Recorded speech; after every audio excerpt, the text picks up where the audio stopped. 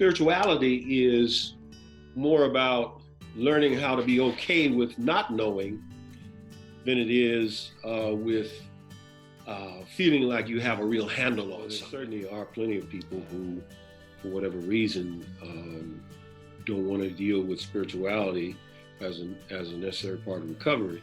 And what I usually ask is,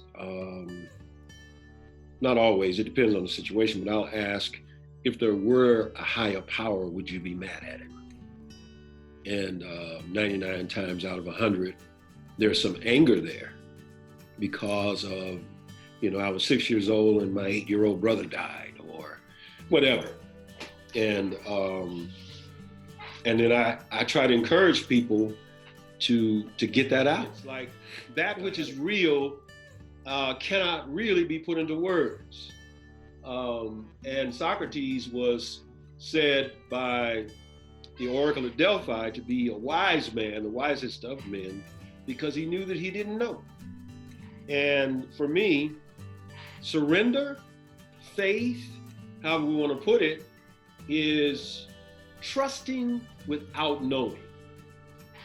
That's what it is. And when it comes to recovery, the outer self, the survivor self, the defensive self that we had to have to get through some stuff as children and maybe young adults and even as older adults, hopefully we kind of let it go in at least by midlife,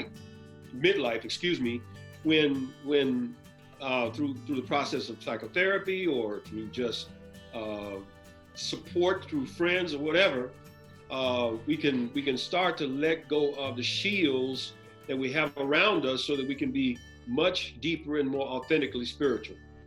And so recovery necessarily, as far as I'm concerned, involves spirituality, and it involves and wellness goes right along with that.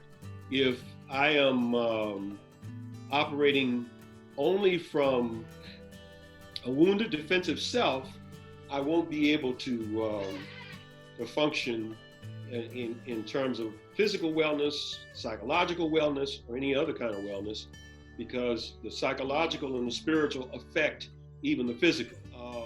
Now, I think what we can learn to do is to embrace the pain of the past in a way that it no longer can drag us down. It then becomes something empowering. It allows me to feel in touch with others through compassion.